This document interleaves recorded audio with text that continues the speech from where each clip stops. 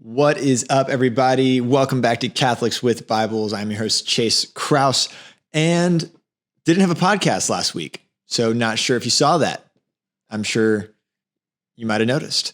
But the reason is because I live in Austin, Texas. And for those that aren't aware, Texas was covered in like ice and snow and awfulness all last week. So just like a brief recap for anybody who doesn't get American news or Texas news. So it was like, I guess last Friday night, Saturday-ish, we got hit with kind of the first wave of cold, icy roadness, awfulness, but wasn't like too bad. And then Saturday night, another wave came through, and it was so bad that I literally couldn't leave my neighborhood. I was trying to go to church to live stream, but I couldn't physically leave my neighborhood. And then it just kind of kept coming over and over and over again to a point where tons of people in Texas lost power, tons of people lost water pipes breaking, electricity going down, so pumps not working. Praise God, we never lost power. There's a lot of people that do lose power, and they're really cold in their house, and it was not safe at all. But we're very fortunate. We didn't lose power. We did lose water from like Tuesday through Friday night, Saturday-ish, but then the water came back on. There's some people whose water is just coming back on like today. And it was wild. It was just really, really crazy. It's something you don't see coming. It's just a freak nature winter storm situation. No one really to blame, but nature, right? Maybe global warming. I don't know. Don't know if I believe in that. Maybe I do. Maybe I don't.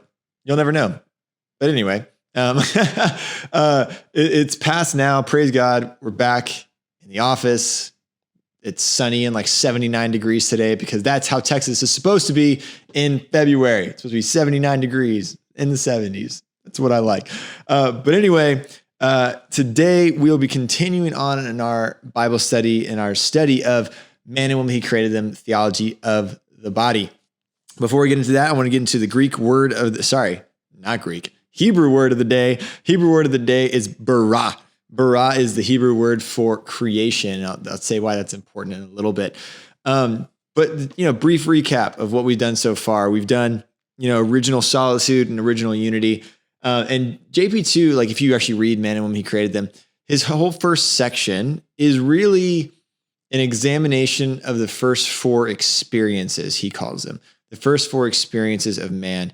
Namely, original solitude, original unity, original nakedness, and original sin / original innocence. He does spend a decent amount of time on the innocence part, not so much the sin part. But for the sake of this and brevity, we're going to combine original sin and original innocence because they kind of go hand in hand. So today we're going to look at the very last verse of Genesis 2, and then we're going to go ahead and dive into Genesis 3. But we're not going to super study Genesis 3. We're going to read it in light of original sin, right? And what happens with that. But anyway, the four experiences, right? You've been following along. We've talked about original solitude, original unity. So today we're going to be talking about original nakedness and original sin / original innocence. Those are kind of like one experience in and of themselves. So where we begin, like I said, begin with the very last verse of chapter 2. And we read, "And the man and his wife were both naked, and they were not ashamed." So they were naked, and they were not ashamed. This is a verse that I think makes a lot of people super uncomfortable nowadays because we don't like being naked around other people, like generally speaking. Maybe you live in like a nudist colony or something like that. Maybe you do. But the vast majority of us don't live in nudist colonies, and we don't like being naked around other people. But for the author of Genesis, right after creation, right after Adam sees his wife and says, "You are Isha, you are a woman, because out of man you were brought." They both saw each other exactly for who they are, and they were not ashamed. I want to begin with kind of this quote from, man will be created them. Like last time, we're getting to the point where, quoting St. John Paul II, it's just too good not to. And there's so much that I'm not quoting. There's so much I want to quote, but I'm being picky and choosy here. So anyway, he's gonna briefly explain kind of what this lack of shame signifies. So we read this from JP2. The words "they did not feel shame" can only signify, in an indirect sense, an original depth in affirming what is inherent in the person. That is, what is visibly feminine and masculine, through which the personal intimacy of reciprocal communication is constituted in all its radical simplicity and purity. To this fullness of exterior perception, expressed by physical nakedness, corresponds the interior fullness of the vision of man in God. That is, according to the measure of the image of God, according to this measure, man is truly naked, even before becoming aware of it. Okay, so what does that mean? So this idea of, this is before the fall, right? This is the end of chapter 2. They were just created. And remember, Genesis 1 defines man as being made in the image and likeness of God. The image of God, who they created them, male and female, he created them. Genesis 2 defines man as a creature ordered towards relationship, right? Ordered towards relationship, namely relationship with God and that original solitude with God. But then also when Adam discovers his wife Eve and then comes to know even more about who he is, what's his identity.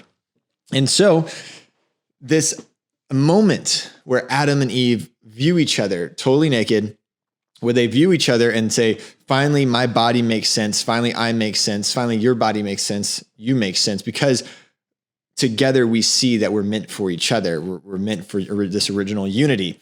And so for JP2, he says this moment where they see each other totally naked, yet, because this is before the fall, they also see the person within the body. Not within the body, that's platonic, but you are your body. They see the other person, right? They see totally in the image of God, this other person, and this reciprocal gift, this giving and receiving of the other person, right? So there's no shame.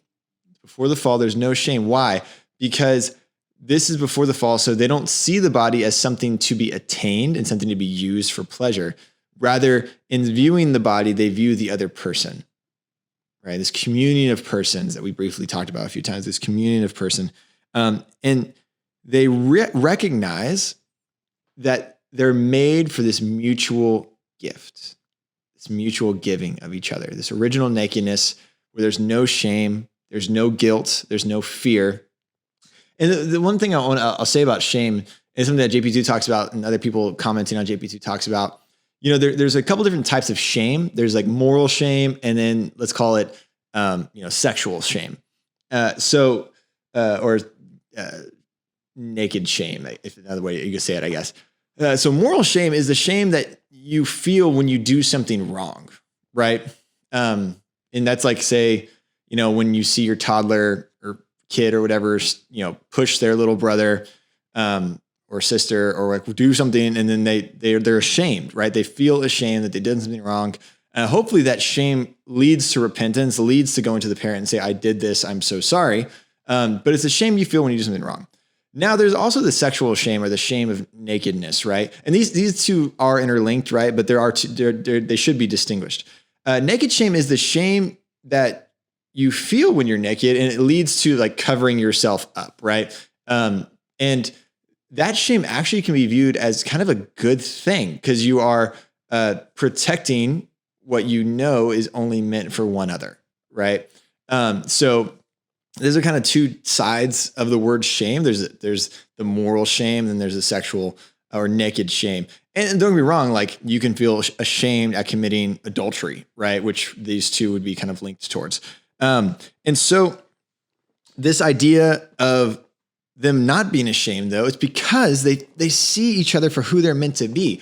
For any married couples out there, hopefully you're not ashamed to be naked in front of your spouse. Why? Because if you didn't lie at your wedding vows and you totally gave of each other spiritually, mentally, emotionally, and physically, right? You know that they accept you exactly the way you are. There shouldn't be any shame between married couples because they're united in the marital acts, right? And so it doesn't mean like, Don't walk around naked in front of your kids and stuff like that. It's kind of weird. But at the same time, for married couples, the reason that shame has been removed, hopefully, is because you know without a shadow of a doubt that you are theirs and they are yours. You have given yourself to them. They have fully given themselves to you. And there's no need for shame. There's no need for fear because you've opened yourself and you've given yourself totally and fully over to them.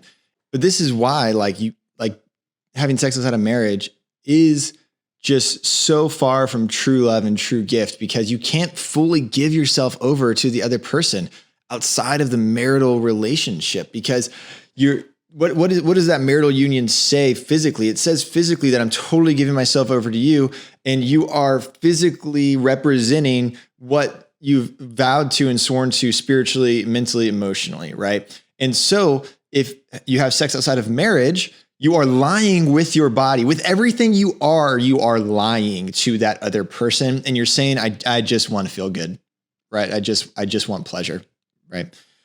So JP2 then kind of transitions into this spousal meaning of the body.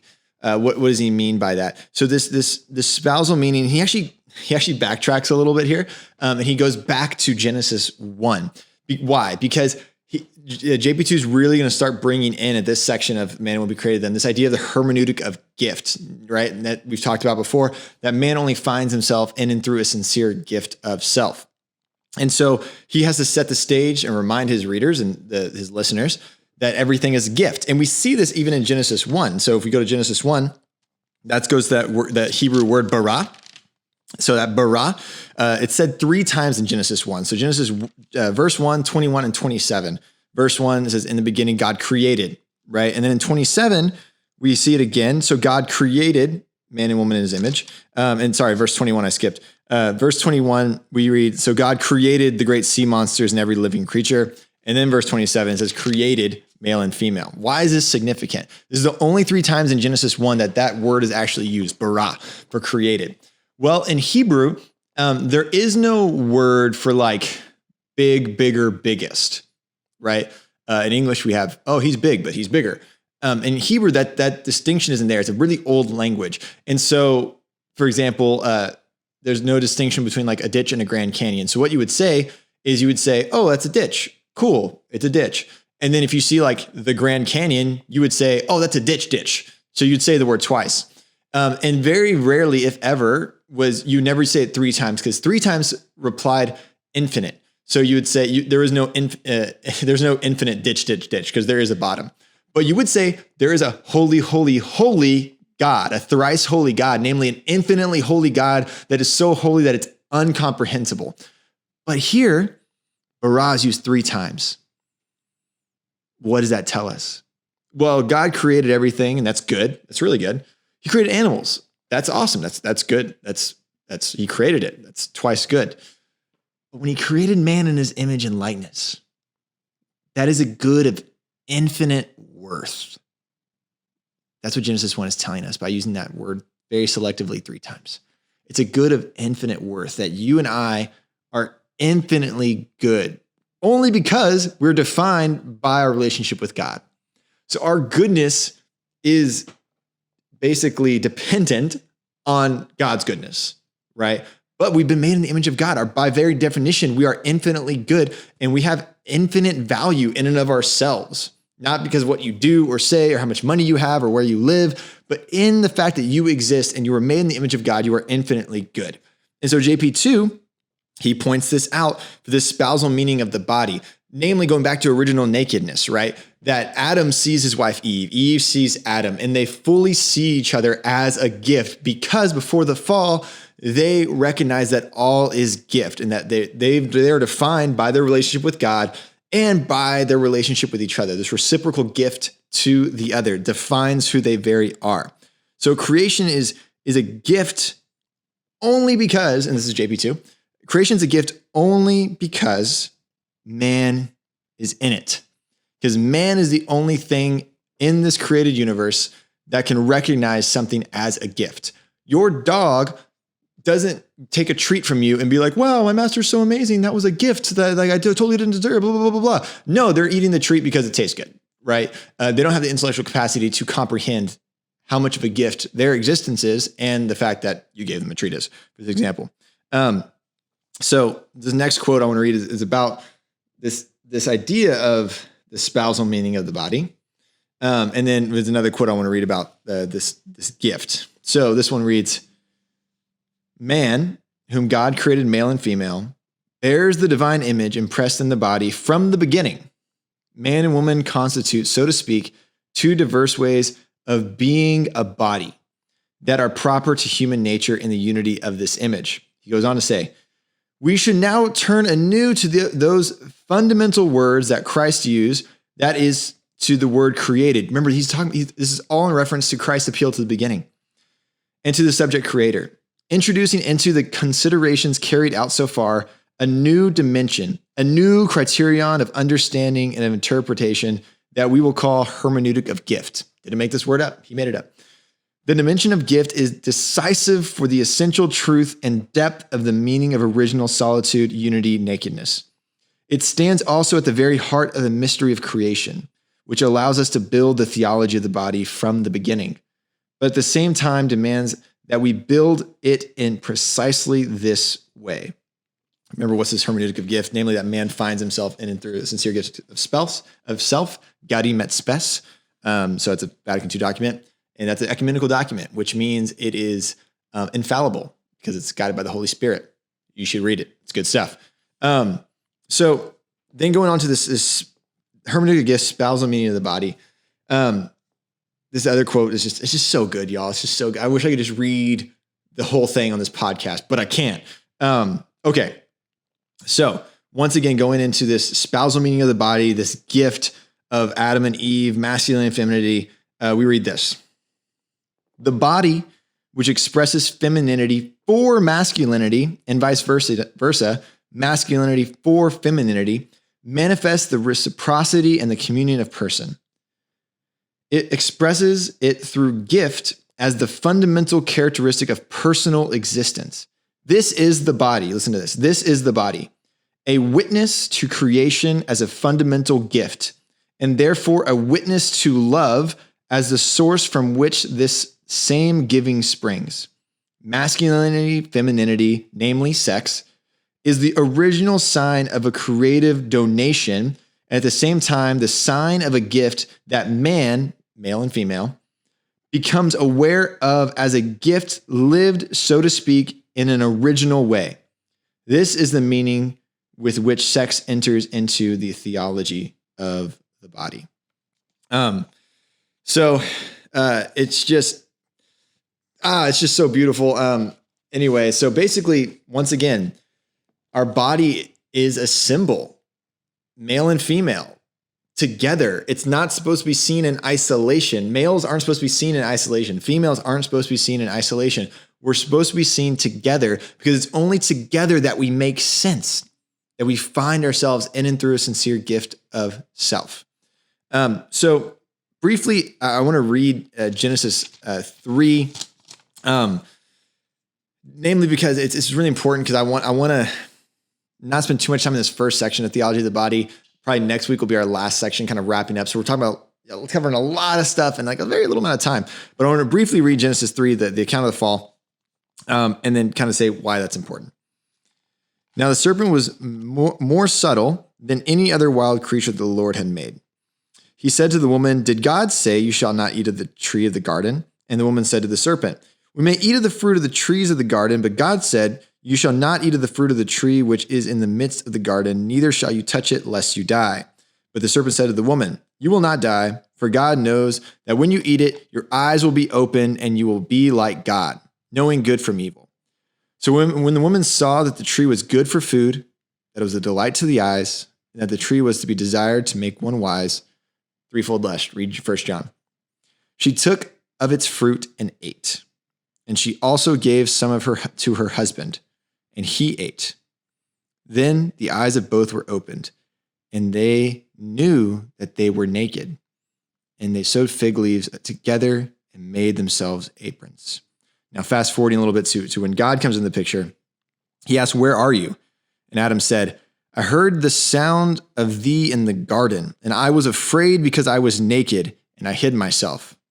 And God asked, who told you that you were naked, right? Adam blames the woman, woman blames Satan. And then they were exiled, right? From the garden. So why is this important? This is original innocence, original sin. So remember, look at the 4 first experiences. We have original solitude, unity, nakedness, and then now original innocence and sin. In original innocence, Adam and Eve saw their bodies for what they actually were. Namely, you are your body. You can't distinguish you from your body. We are this. Plato had this idea of this world of forms, namely that the material world was evil and that the whole point of everything was try to escape the material world. So our soul is trying to escape our body and go back to the world of forms. That is not how Christians see the world. You are your body. Your body is good. Christopher West talks about this a lot, which I really appreciate it. There's 3 kinds of way you can see the world, right? There's the animalistic way, there's the puritanistic way, and there's the Catholic way. The animalistic way is basically saying that you're just a body and that you're material, you have no soul. So just drink whatever you want, have sex with whoever you want, party it up. Then you have the Puritan way of thinking, namely that your body's bad. This is a Platonic way. Your body's bad, your soul is good. Pummel your body, ignore your body, hate your body. All that matters is your soul. Both of those extremes are wrong. We're Catholic. You are your body. You cannot distinguish yourself apart from your body. Even if you don't like the way your body looks, that doesn't matter. It's still you. You are your body. That's why the resurrection of the body in the time is necessary for Catholic theology. Because if you were just a soul, that you wouldn't be fully human. You'd be an angel, right? So what happens at the fall? Well, the original innocence, Adam and Eve look on each other as pure gift because they recognize that God created everything for them as a gift, that their being in existence is a gift from God, that they see the other body as like, wow, you're supposed to give yourself to me. I'm supposed to give myself back to you. And then that reciprocity is a gift from God. We are gifts to each other. We can only find who we are through a sincere gift of self. That's original innocence in a nutshell, right? You see everything as a gift, and you don't feel shame. You have that just total trust in the other person. It's like when my toddler runs around, butt naked around the house. She doesn't feel any shame. Why? Because she totally trusts us and she knows that we love her totally. And so there's that childlike beauty towards original innocence, right? Not saying you run around naked. That's weird. Don't do that. But original sin comes in the picture. And just really briefly, original sin, I don't know why so many people think this, but original sin isn't like this stain on your soul that all magically gets washed away at baptism. You can maybe metaphorically say it like that, but the better way to say it is that when Adam and Eve were created, they were created with grace, namely with God's presence in and amongst them, right? God walked with them in the cool of the night. What is original sin? Well, grace is a gift. Charis in Greek means gift. And therefore, grace isn't necessary to keep you human, right? So you can be human without having grace. It is possible, right? If you have an intellect and will, you're a human, right? Intellect, will, and a body, right?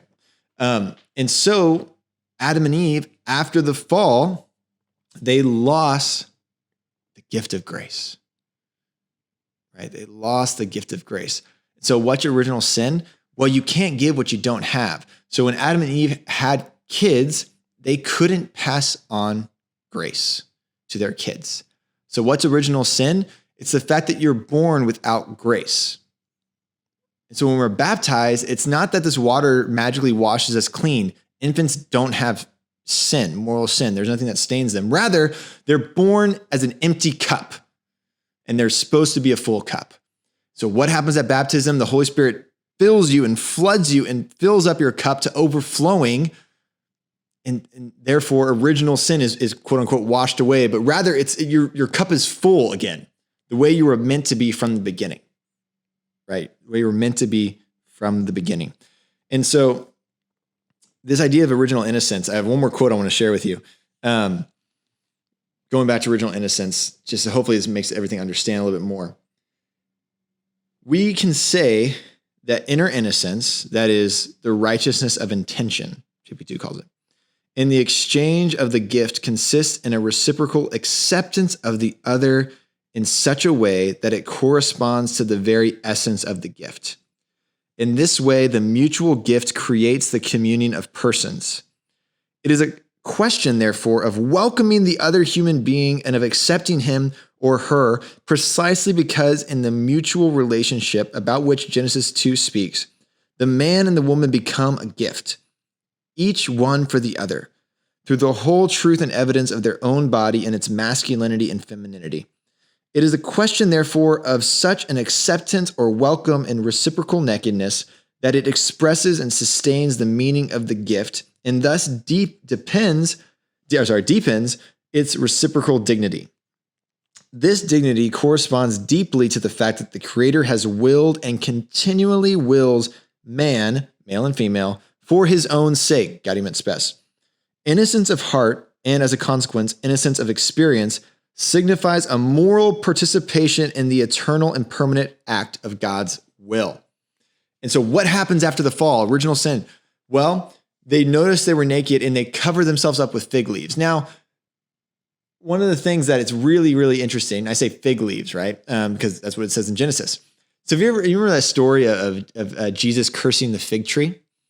Well, a theory, which I think is a pretty good theory, Jesus curses the fig tree and says, no one will ever eat your fruit again. And Peter and the disciples are like, what the heck? Jesus got mad all of a sudden, he cursed the fig tree. Well, what happens? Like if you wake up naked somewhere, you aren't going to casually walk around and look for the best leaf to cover yourself up with. Rather you're going to be like, oh crap. And you're going to grab whatever's closest to you and cover yourself up. So namely, a theory could be that the fruit, right, was a fig, not an apple, right? It doesn't actually say apple anywhere in Genesis. But they do cover themselves with fig leaves. So I think it's actually, they ate a fig, right? Because figs were also very common in the Middle East back in the day, even now. And so original sin destroys original innocence, because for the first time, Eve looks at Adam and she sees something in his eyes. She sees lust. She sees him not seeing her, but only looking at her body, and vice versa. Adam sees the same thing.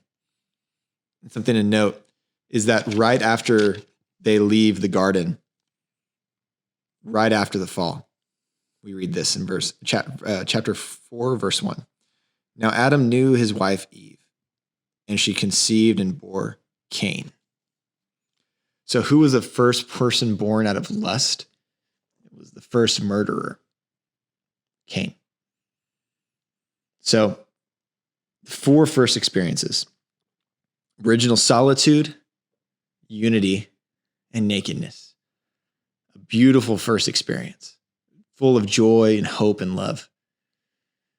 And original innocence with that. But then original sin came and all that was destroyed. And now our journey through this theology of the body is, how do we get that back? How do we go back to viewing all as gift, including yourselves? So if you have any questions, shoot them my way. Love to answer them for you. But thank you so much for joining us in Catholics with Bibles, and we'll see you next time. God bless.